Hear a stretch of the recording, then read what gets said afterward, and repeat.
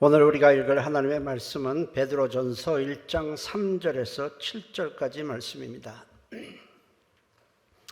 하나님의 말씀 우리 다 같이 믿음을 가지고 하나님의 말씀 함께 읽도록 하겠습니다. 우리 주 예수 그리스도의 아버지 하나님을 찬송하리로다. 그의 많으신 긍휼대로 예수 그리스도를 죽은 자 가운데서 부활하게 하심으로 말미암아 우리를 거듭나게 하사 산 소망이 있게 하시며 썩지 않고 더럽지 않고 쇠하지 아니하는 유업을 있게 하시나니 곧 너희를 위하여 하늘에 간직하신 것이라. 너희는 말세에 나타내기로 예비하신 구원을 얻기 위하여 믿음으로 말미암아 하나님의 능력으로 보호하심을 받았느니라. 그러므로 너희가 이제 여러 가지 시험으로 말미암아 잠깐 근심하게 되지 않을 수 없으나 오히려 크게 기뻐하는도다. 너의 믿음의 확실함은 불로 연단하여도 없어질 금보다 더 귀하여 예수 그리스도께서 나타나실 때에 칭찬과 영광과 존귀를 얻게 할 것이니라. 아멘. 해볼까요? 은혜 받겠습니다. 오늘 저는 주님의 부활하심과 그 부활하심 때문에 우리가 가져야 할 부활신앙에 대해서 말씀을 나누고자 합니다. 왜냐하면 예수님의 부활은 부활주일만 하는 것이 아니고 우리 신앙의 핵심이기 때문에 그렇습니다. 주님의 부활하심이 우리에게 큰 기쁨이 되고 소망이 되고 또 그로 인해서 우리가 부활신앙으로 무장할 때 우리는 세월을 허비하지 않고 없어지지 아니할 값진 열매를 맺게 되는 것입니다. 예수님은 금요일 오전 10시에 십자가에 달리셨고 오후 3시에 운명하셨습니다. 6시간 동안 십자가에 달려 있었습니다. 오후 3시에 운명하셨는데 이제 3시간이 지나면 안식일이 시작됩니다. 안식일이 시작되자 예루살렘에는 정막이 흘렀습니다. 예수님을 십자가에 못 박도록 주도했던 대제사장과 유대 종교 지도자들은 예수님을 처형함으로써 승리했다고 생각을 했지만 예수님께서 살아계실 때 내가 죽은 후에 3일 후에 살아나리라 하신 말씀을 기억하고는 만일 제자들이 시신을 훔쳐간 후에 살아났다 할까봐 동굴 무덤을 큰 돌로 막고 로마의 이름으로 인봉을 하고 경비병까지 세워놓았습니다. 예수님의 제자들과 예수님을 따르는 자들은 주님이 죽으시자 모든 것이 끝났다고 생각을 했습니다. 당시 십자가에 달려 죽었을 때 그 죽은 채로 그대로 두면 새들이 와서 시체를 쪼아 먹게 되지만 선뜻 예수님의 시신을 거두겠다고 나서지 못하고 있었는데 유대사회에서 71명으로 구성되어 있고 유대사회의 모든 분야의 최고 의결기관인 산헤드린 공회의 회원인 아리마대 요셉이라는 사람과 니고데모라는 사람이 빌라도 총독에게 말해서 예수님의 시신을 거두게 됩니다. 이 니고데모라는 사람은 요한복음 3장에서 자신의 신분을 숨기고 밤에 예수님을 찾아와서 예수님으로부터 말씀을 들었던 자입니다. 이 니고데모가 자신이 산헤드린 공회 회원인 것을 숨기고 찾아왔을 때 예수님은 이 니고데모에게 어떻게 하면 사람이 거듭날 수 있는지에 대해서 말씀을 하셨고 광야에서 이스라엘 백성이 노뱀을 든 사건과 예수님과의 관계를 설명해 주었습니다. 모세가 광야에서 뱀을 든 것 같이 인자도 들려야 하리니 이는 나를 믿는 자마다 영생을 얻게 하려 하심이라 말씀을 하셨고 우리가 잘 알고 있는 요한복음 3장 16절에 하나님이 세상을 이처럼 사랑하사 독생자를 주셨으니 이는 누구든지 저를 믿는 자마다 영생을 얻게 하려 하심이라는 말씀을 니고데모에게 해 주셨습니다. 근데 이 니고데모가 공회원이라는 산헤드린 공회원이라는 증거는 요한복음 7장에 나타납니다. 대제사장이 이 산헤드린 공회를 소집하고는 예수님을 정죄하고 예수님을 잡아들이라고 하자 거기에 이의를 제기하면서 예수님을 변호했던 사실에서 알 수가 있습니다. 요한복음 7장 50절 51절에 그 중에 한 사람 곧 전에 예수께 왔던 니고데모가 그들에게 말하되 우리 율법은 사람의 말을 듣고 그 행한 것을 알기 전에 심판하느냐 하면서 그것이 부당하다며 이의를 제기를 했습니다. 이것은 그가 예수님을 만나고 말씀을 들은 후에 변화가 되었다는 사실을 우리에게 보여주고 있습니다. 아리마대 요셉은 평소 자기가 예비해둔 그러나 아직 사람을 장사한 일이 없는 자신의 가족 무덤을 주님의 장례를 위해서 기꺼이 내놓았고, 니고데모는 준비한 모략과 향품을 약 30kg 정도 꽤 많은 양을 가져와서는 예수님의 시신의 바른 위에 세마포 옷을 입혀 예수님을 장례를 치러 드렸습니다. 요한복음 19장 39절 42절에 보면 아리마대 사람 요셉은 예수의 제자이나 유대인이 두려워 그것을 숨기더니 이 일 후에 빌라도에게 예수의 시체를 가져가기를 구하며 빌라도가 허락하는지라 이에 가서 예수의 시체를 가져가니라. 일찍이 전에 예수께 밤에 찾아왔던 니고데모는 모략과 침량 섞인 것을 100리트라쯤 약 30kg 정도나 됩니다. 1리트라쯤 가지고 온지라 이에 예수의 시체를 가져다가 유대인의 장례법대로 그 향품과 함께 세마포로 쌌더라. 예수께서 십자가에 못 박히신 곳에 동산이 있고 동산 안에 아직 사람을 장사한 일이 없는 새 무덤이 있는지라.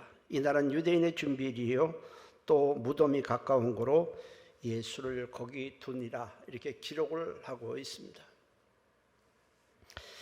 한편 막달라 마리아와 요한나와 야고보의 어머니 마리아 이 세 명의 여인들은 곧 안식일이 시작되었기에 예수님의 시신을 둔 동굴 무덤만 확인하고는 돌아갔습니다. 이어서 곧 안식일이 시작됐고 안식일이 끝나자 뜬 눈으로 밤을 새운 후에 다음날 일찍 새벽 예수님의 시신에 향품을 바르기 위해서 이 세 여인들이 무덤을 향해 찾아갔습니다. 가보니까 동굴 무덤은 열려 있었고 예수님의 시신은 그 안에 보이지 않았습니다. 예수님은 이미 부활하셨고 여인들이 오기를 기다리고 계셨고 그 여인들에게 자신의 모습을 보여주셨습니다. 여인들은 부활하신 예수님을 만난 후에 너무 기쁜 마음으로 제자들에게 달려가 예수님이 부활하셨다고 전했습니다. 그러자 이 여인들의 말을 들은 베드로와 요한이 정말 예수님이 부활하셨는지 확인하기 위해서 무덤을 달려갔지만 무덤이 비어있는 것을만 보게 됩니다. 누가복음 24장에는 부활하신 후에 그날 예수님은 모든 것이 이제 예수님이 죽으심으로 끝났다면서 고향인 엠마오로 가는 두 제자를 길에서 만나 주셨고 그러자 그들은 즉시 발길을 돌려 예루살렘으로 다시 돌아와서 제자들에게 예수님의 부활을 전했습니다. 그날 저녁 예수님이 부활하셨다는 얘기를 들은 제자들은 함께 모여 문을 닫고 있었는데 갑자기 예수님께서 그들 가운데 나타나셔서는 첫 음성이 너에게 평강이 있을지어다 하셨습니다. 이는 내가 부활했으니 이제 더 이상 낙심과 절망과 두려움과 미래의 불안에서 벗어나라는 의미였습니다. 부활하신 예수님을 만난 제자들은 이제 더 이상 두려워하지도 않고 더 이상 울지도 않았습니다. 예수님의 부활은 그들에게서 절망과 탄식과 눈물을 가지고 거두어갔고 거룩한 흥분이 그들 안에 임했습니다. 제자들은 이후에 예수님의 부활을 증언하면서 남은 인생을 살았습니다. 그들에게 있어서 예수님의 부활은 그들의 삶의 가장 큰 기쁨이요 가장 큰 소망이 되었습니다. 사람들은 인생의 끝은 죽음이라고 말합니다. 죽음은 그만이다. 죽음은 모든 것이 끝난다라고 말합니다. 그러나 예수님의 부활은 죽음의 끝이 아니라 그 이후에 생명의 장이 열린다는 사실을 보여주고 있습니다. 죽음 이후에 새로운 삶이 있다는 사실을 예수님이 부활이 우리에게 보여줍니다. 예수님을 구주로 믿는 자들에게는 예수님의 부활이 동일하게 우리에게도 주어지게 되는 것입니다. 요한복음 11장 25절에 예수께서 이르시되 나는 부활이요 생명이니 나를 믿는 자는 죽어도 살겠고 무릇 살아서 나를 믿는 자는 영원히 죽지 아니하리니 이것을 네가 믿느냐 했습니다. 부활의 생명은 천국에서 주님과 함께 영광 가운데 영원히 사는 생명입니다. 사도행전은 사도들이 복음을 전하는 내용으로 꽉 차 있습니다. 근데 사도행전에서 사도들이 전하는 복음의 핵심은 언제나 예수님의 부활이었습니다. 십자가만을 얘기하고 예수님의 부활을 말하지 않은 적은 한 번도 없었습니다. 왜냐하면 십자가만으로는 우리의 구원이 완성되지 않기 때문입니다. 구원이라는 것은 주님이 십자가에서 우리의 죄값을 대신 치르시고 그 다음 부활하셔서 우리에게 영원한 생명을 주셔야만 완성이 되는 것입니다. 그러므로 부활이 없는 십자가는 불완전하고 부활을 믿지 않는 우리의 믿음은 전부 가짜고 전부 헛것입니다.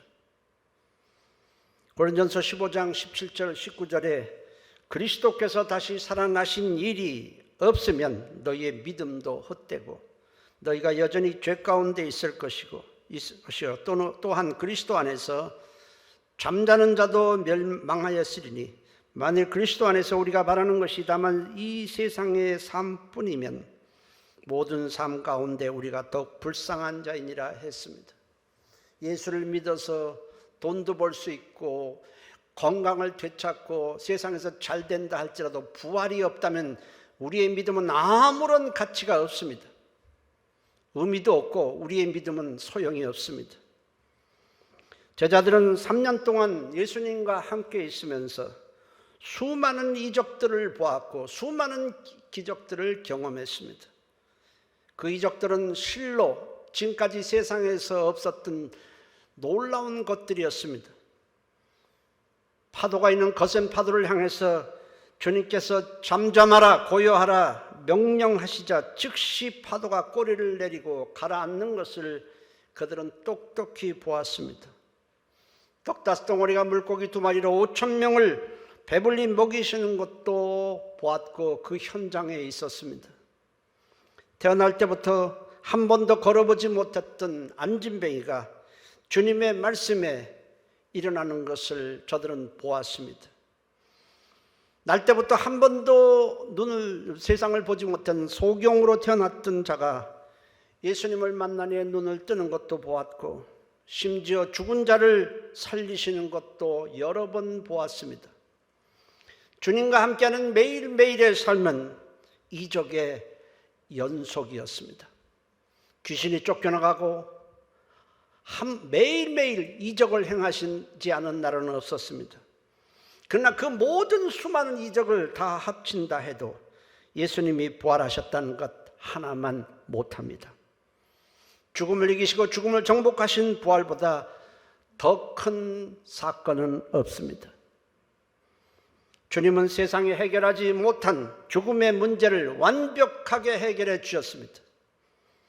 사도들이 예수님의 부활을 증거했을 때 수많은 사람들이 은혜를 받고 믿는 자들이 많아졌습니다. 사도행전 4장 33절에 사도들이 큰 권능으로 주 예수의 부활을 증언하니 무리가 큰 은혜를 받아라고 했습니다. 예수님이 죽음을 완전 정복하시고 이기시고 부활하셨으니 예수님을 믿는 우리도 예수님과 함께 부활할 것이고 천국에서 부활하신 주님과 영원히 살게 될 것을 믿는 것이 우리의 신앙인 것입니다. 주님은 부활하심으로 말미암아 죄와 사망 가운데 살다가 멸망할 우리에게 산 소망을 주셨습니다.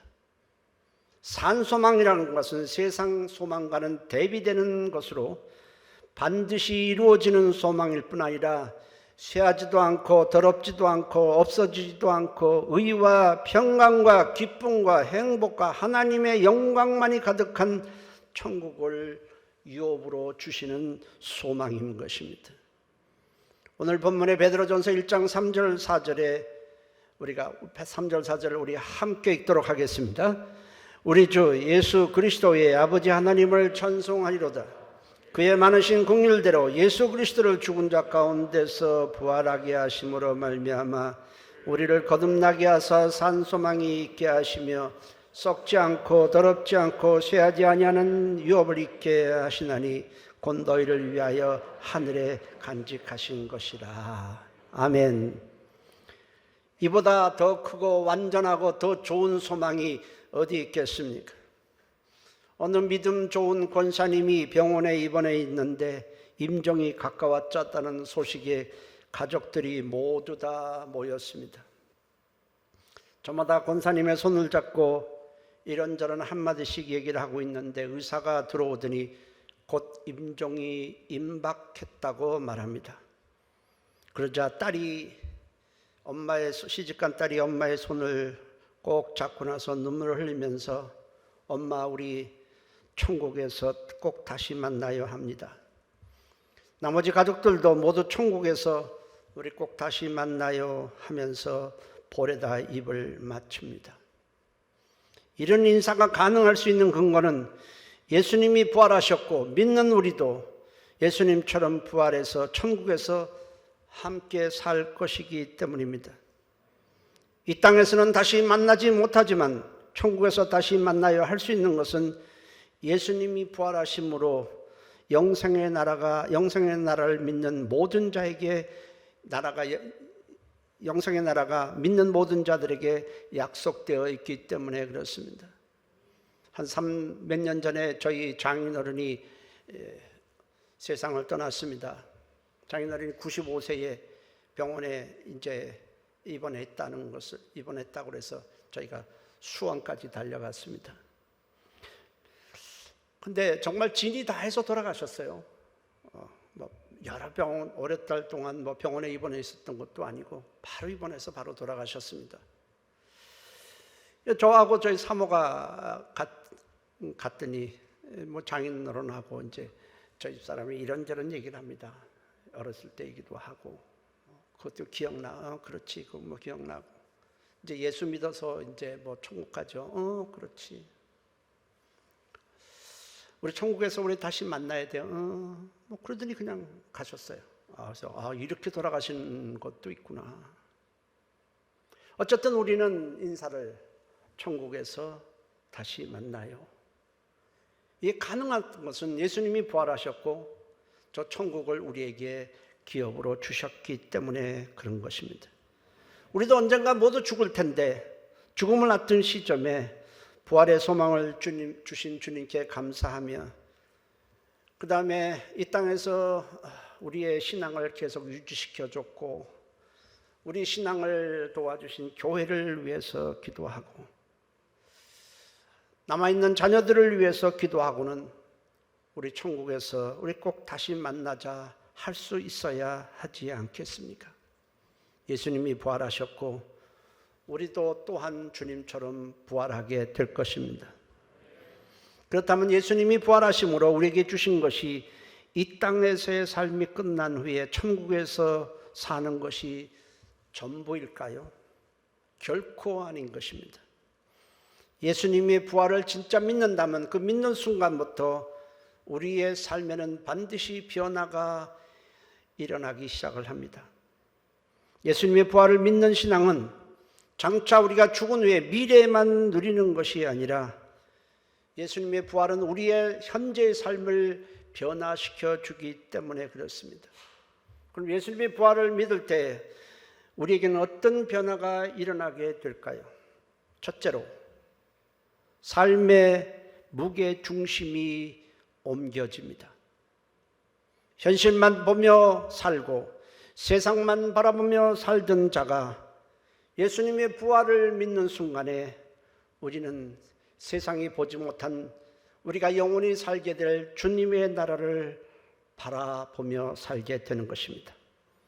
몸은 비록 세상에 있지만은 마음의 중심은 하늘로 옮겨지게 되는 것입니다.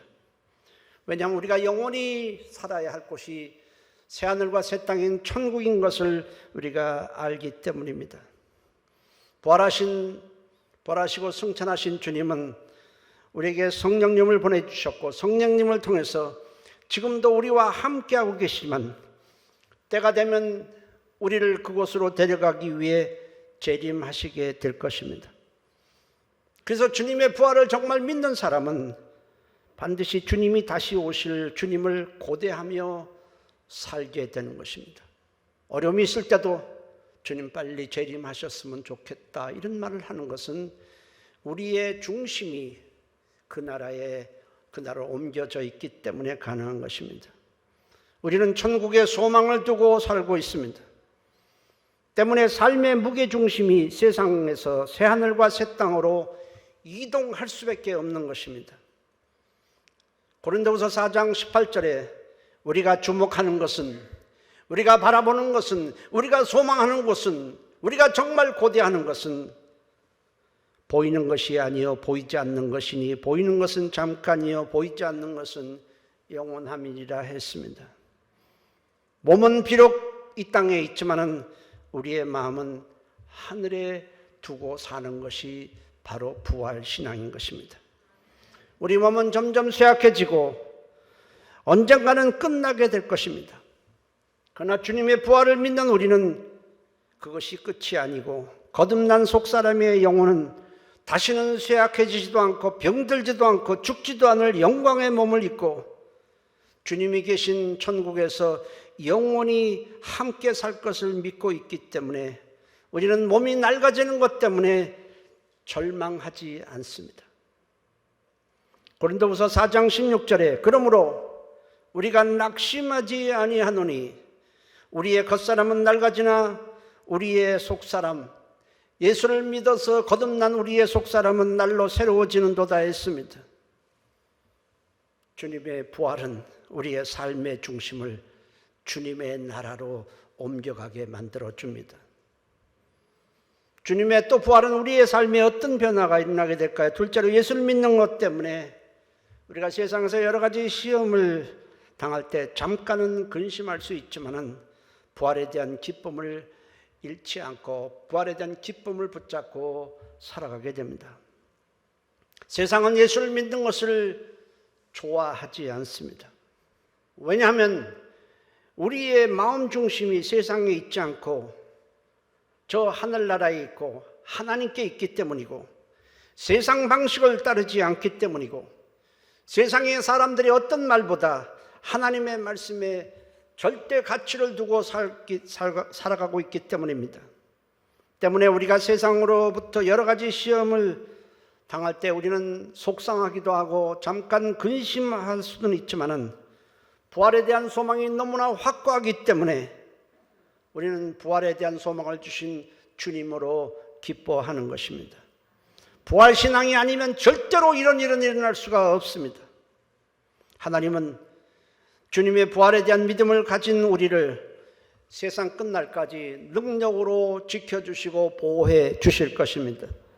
베드로전서 1장 5절 6절에 너희는 말세에 나타나기로 예비하신 구원을 얻기 위하여 믿음으로 말미암아 하나님의 능력으로 보호하심을 입었나니 그러므로 너희가 이제 여러 가지 시험으로 말미암아 잠깐 근심하게 되지 않을 수 없으나 오히려 크게 기뻐하는도다 했습니다. 부활신앙이 가져온 변화 세 번째는 썩어 없어질 세상에 투자하지 않고 하늘나라에 투자하며 살게 됩니다.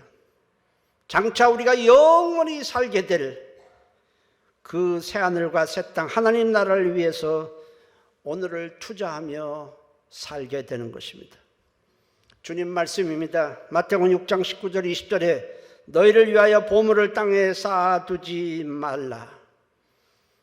거기는 종과 동록이 해하며 도둑이 구멍을 뚫고 도둑질하느니라. 보물을 땅에 쌓아두게 되면 다 썩어지고 다 없어진다는 것입니다. 오직 너희를 위하여 보물을 하늘에 쌓아두라. 거기는 좀이나 동록이 해하지 못하며 도둑이 구멍을 뚫지도 못하고 도둑질도 못하느니라. 하나도 없어지지 않는다는 것입니다. 너희의 보물을 하늘에 쌓아둬. 이 보물이라는 게 무엇입니까? 우리는 보물이 참 많아요. 내가 귀하게 여기는 건 다 보물 아닙니까? 자식도 보물이고 내 몸도 보물이고 내가 가지고 있는 재물도 보물이고 내게 있는 시간도 보물입니다. 내가 갖고 있는 여러 가지 재능도 보물이고 세상의 직책도 다 보물입니다. 어느 하나 귀하지 않은 것이 하나도 없습니다. 다 보물입니다. 그것들을 주님을 위해서 사용하게 되는 것이 부활신앙이 가져온 변화입니다. 부활도 모르고 생명의 나라도 몰랐을 때는, 우리가 영원히 살아야 할 그곳을 몰랐을 때는 이 세상에서 가능한 한 남보다 좀 더 많이 갖고 남보다 좀 더 많이 누리고 좀 더 많이 높아지는데 마음을 온통 쏟고 살았지만은 이제는 아닙니다. 세상은 주님께 시간을 드리고 마음을 드리고 물질을 드리고 주님께 헌신하는 것을 낭비라고 생각하지만은 우리는 반대로 생각을 합니다. 썩어질 없어질 세상만을 위해서 열심히 살아가는 것을 우리는 허비한다라고 생각을 합니다. 여러분, 세상을 위해 산 것은 아무리 노력하고 아무리 써도 다 없어지고 헛되지만 주님을 위한 수고는 하나도 헛되지 않습니다. 고린도전서 15장 57절 58절에 우리 주 예수 그리스도로 말미암아 우리에게 승리를 주신 하나님께 감사하노니 그러므로 내 사랑하는 형제들아 견실하며 흔들리지 말고 항상 주의 일에 더욱 힘쓰는 자들이 되라. 이는 너희 수고가 주 안에서 헛되지 않은 줄 알미라 했습니다. 우리에게 있는 보물을 주님을 위해서 쓰고 하늘나라에 투자하고 살면 우리는 훗날 주님으로부터 칭찬과 영광과 면류관을 받게 될 것입니다. 썩어 없어지는 면류관이 아닙니다. 베드로전서 1장 7절에 그리스도께서 나타나실 때 칭찬과 영광과 존귀를 얻게 할 것이니라 했습니다. 이렇게 우리의 삶의 중심의 무게가 주님께로 이동하고 여러 가지 어려움과 시험을 당하도 생명을 주신 주님에 대한 기쁨을 잃지 않고 언젠가는 다 썩어 없어질 세상에 투자하지 않고 하늘나라에 투자하며 사는 것이 부활신앙입니다. 주님은 인간이 해결할 수 없는, 절대로 해결할 수 없는 죄와 죽음의 문제를 완벽하게 해결해 주셨습니다. 죄도 우리가 아무리 노력하고 아무리 교육을 해도 해결되지 않습니다. 이 죄 문제를 주님은 십자가에서 해결해 주셨습니다.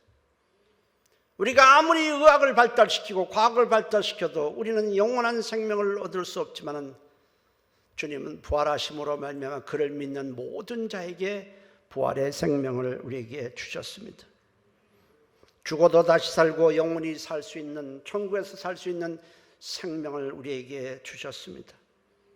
죄와 저주와 죽음의 문제를 주님은 단번에 우리에게 해결해 주었고 우리에게 그것을 선물로 주셨습니다.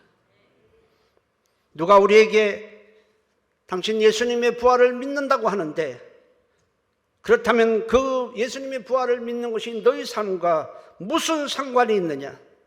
예수님의 부활이 너를 어떻게 변화시켰느냐라고 묻는다면 우리는 대답할 수 있어야 하는 것입니다. 주님의 부활을 믿는다고 하면서도 아무런 변화도 일어나지 않고 오직 여전히 예전처럼 세상만을 위해서 살아가고 있다면 우리는 자신의 신앙을 한번 점검해 보아야 하는 것입니다. 내 신앙이 정말 진짜인지를 한번 돌아보아야 합니다. 우리 모두 다 부활신앙으로 무장해서 죄도 이기고 죽음도 이기고 세월을 낭비하거나 허비하지 않는 열매를 맺는 값진 인생이 되시기를 예수의 이름으로 축복합니다. 할렐루야. 이 시간에 통성으로 기도합니다. 하나님, 한 번뿐인 인생입니다. 사람들은 서로 치고받고 누가 남보다 돈을 더 버느냐, 누가 남보다 더 높이 올라갔느냐, 누가 세상에 성공한 날에다가 온통 초점을 맞추고 살지만 우리는 영원히 약속되어 있는 저 하늘과 하늘의 소망을 두고 오늘 살아가고 인생을 값지게 열매 맺는 삶이 되도록 인도해 주옵소서. 우리 다 같이 한 목소리로 통성으로 기도합니다. 살아계신 하나님 고맙습니다. 우리 하나님의 은혜를 감사합니다. 우리에게 부활의 소망을 주신 주님께 감사합니다. 여전히 내가 세상만을 위해서 살아가고 있다면 하나님 우리를 불쌍히 여겨 주시고 이 시간에 우리의 삶의 중심이 주님께로 올라가게 도와주시고 오직 세상에만 투자하고 세상에만 눈독을 들이고 살던 우리 이제는 주님께로 투자하며 우리에게 있는 보물을 주님을 위해서 사용할 수 있도록 하나님이 도와주시옵소서. 우리에게 영원한 소망을 주시고 저 하늘의 소망을 주신 주님을 위해서 살아가는 삶이 되도록 하나님이 인도해 주시옵소서. 예수님의 이름으로 기도합니다. 아멘. 살아계신 하나님, 이렇게 나와서 하나님께 예배를 드리고 시간을 들여 몸을 들여 이렇게 나와서 주님을 찬송하며 주님께 봉사하며 주님을 위해서 우리가 헌신하는 것 다 주님에 대한 투자입니다. 없어질 열매가 아니라 영원히 없어지지 않을 열매를 맺는 참된 투자입니다. 주님의 부활은 우리에게 산 소망을 주었습니다. 주님은 이 땅에 계실 때 이 땅의 것을 좀 더 탐닉하거나 이 땅의 것을 누리는데 시간이나 마음을 쓰지 않고 저 하늘의 것을 바라보며 사셨습니다. 우리의 신앙도 부활신앙으로 무장해서 이제부터는 전보다 더 나은 주님을 위해서 남은 인생 살아가게 도와주시옵소서. 예수님의 이름으로 기도했습니다. 아멘.